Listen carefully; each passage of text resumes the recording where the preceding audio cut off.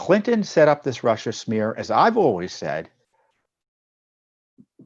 to cover up her misconduct and distract from to make sure that there be no effective follow-up for the consequences of her potentially criminal misdeeds.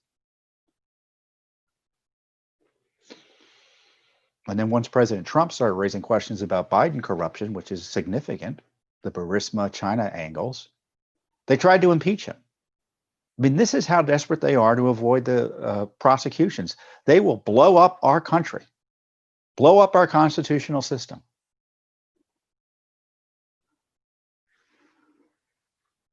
By falsely accusing a sitting president of misconduct, trying to put him in jail, knowing it's all false.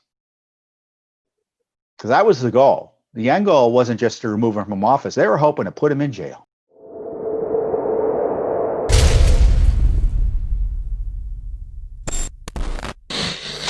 First up is the ongoing controversy around Obamagate. It's the worst corruption scandal in American history, and the liberal media is desperate to cover it up.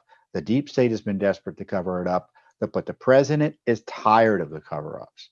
He tweeted this week that he has authorized the declassification of the Obamagate documents, the Russia scandal documents, and he also said he wants the material on the Hillary Clinton emails out as well. And obviously, we've been pushing the administration on that, and we're grateful to see that. On top of that, we've got the Justice Department currently defending Hillary Clinton in court. In my view, the president needs to fix that. It's just been released just as I speak. Secretary Pompeo said he's going to be looking at Clinton emails and releasing them soon. So this is all thanks in large measure to Judicial Watch and a few others keeping information about the lack of information in the public discussion. And on top of that, we have some key transparency moves by the president's team, namely John Ratcliffe, who's further confirmed by releasing notes by John Brennan detailing that Barack Obama was briefed on the intelligence they had that Hillary Clinton was coming up with these Russia smears in order to distract the American people from her emails. We talk about just a smoking gun. I mean, they had information that the Russians knew, that Hillary Clinton knew it was all a scam.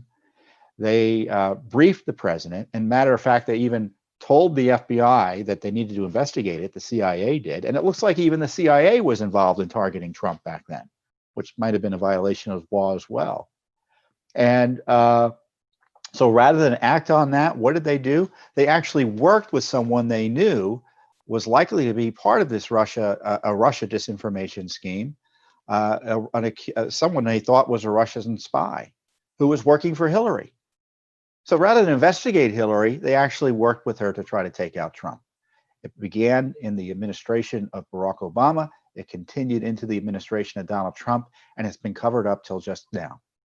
And I don't know about you, but I'm tired of waiting for Durham. It's being reported today that General Barr is telling folks there'll be no Durham report. Certainly there'll be no prosecutions before the election.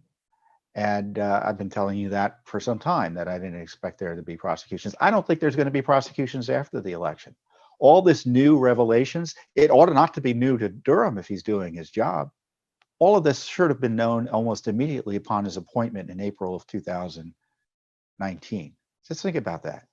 April of 2019. And we've had one plea deal that's partly bungled and no other evidence that there's been a serious look-see of any of the principals involved. In fact, Attorney General Barr went out of his way to say that it's unlikely that he'd be doing anything with Biden or Obama, which evidently includes not even questioning them, despite all the evidence of their personal involvement in the misdeeds targeting Trump. And I say misdeeds, I was telling a reporter earlier that I'm basically a nice guy. So misdeeds is the charitable way of putting it. It was a criminal conspiracy, a seditious criminal conspiracy without comparison in American history, without compare. And the fact that they haven't been questioned about it, that Clinton hasn't been questioned about it. And I know you say, well, maybe they were questioned about it. Maybe it was done in secret. Well, I doubt that's the case. Nothing in my experience in 20 plus years at Judicial Watch tells me they question officials like that in secret. I take Barr at his word that they weren't targeting them or not even questioning them. So if I were the president, this is what I do. I do what he's doing this week. Order full transparency. Don't wait on Durham anymore. And also separately appoint a special counsel. Now that, that may be for no good, for no effective purpose if he loses the election. But appoint him now or her. I don't know. Maybe Sidney Powell should be special counsel. Aside from not inside the Justice Department, separate and apart from the Justice Department, separate and apart from the FBI, the CIA, the State Department, the NSA, the Defense Department, all those agencies that conspired against the president. As I said, a malicious, seditious conspiracy. There's new Flynn information coming out that the top echelons of the FBI all knew they had nothing on Flynn. All knew they had nothing on Flynn. They were saying, well, how can we prosecute him for lying about something that was underlying on a topic for which there was no criminal issue? So the meeting he had with Kislyak, or the phone calls he had with Kislyak, the Russian ambassador, were proper and appropriate, and they knew that. And they were accusing him of lying about the meetings when in fact he didn't lie about the meetings, as the evidence otherwise shows. And they talked about the Logan Act being an uphill battle. It's never been used before. Who raised the Logan Act, by the way, the notes show separately? Joe Biden. I mean, just think about this. Clinton set up this Russia smear, as I've always said, to cover up her misconduct and distract from to make sure that there be no effective follow-up for the consequences of her potentially criminal misdeeds. And then once President Trump started raising questions about Biden corruption, which is significant, the Burisma China angles, they tried to impeach him. I mean, this is how desperate they are to avoid the prosecutions. They will blow up our country, blow up our constitutional system.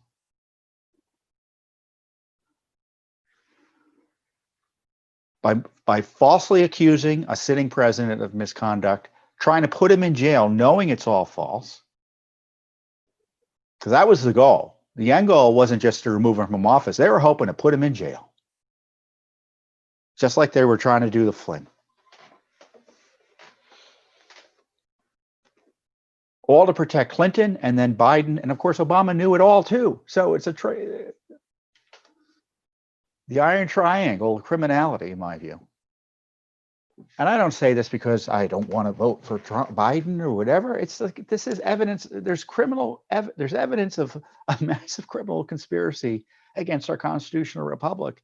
And the Justice Department has done nothing about it, practically speaking. And to the degree anything's happening, it's because of independent groups like Judicial Watch, a few congressmen here and there, a reporter here and there like John Solomon. It's not even the leadership of the House or the Senate, I mean the Republican side, that's pushing this. It's just a member here or there, Senator Johnson or Chuck Grassley, kind of doing it on their own. It's like a ragtag group of patriots out there trying to get the information out for the American people, with zero help and frankly opposition and obstruction from the FBI and the Justice Department. Of course, they're one and the same, practically speaking. Dirty little secret, Ray works for Barr. So all the obstruction that Ray's engaged in, Barr can overrule. He can get it all done. So let's hope the president's transparency initiative goes forward. Let's hope we get more information out. And I think the president should have said, take that next step. It's not perfect. We're not going to get justice quickly here. It's clear. Durham and the DOJ has been blowing smoke in our collective ear for 15, 16, 18 months. And what fools we have been for listening to them. Now, of course, I never really believed it, but I'm just highlighting the general issue out there that they've been trying to keep those of us concerned about this corruption, saying, oh, something big's coming, something's big coming, making it clear it's coming, it's coming, it's coming. And look, it's not coming. What a fail. What a fail. They've been trying to play us for fools, and I've never bought into it. My colleagues have never bought into it. That's why we've got 70 plus lawsuits on the issues that we're talking about. So we'll see what happens. Thanks for tuning in. Be sure to subscribe to our YouTube channel to catch all the latest news from Judicial Watch.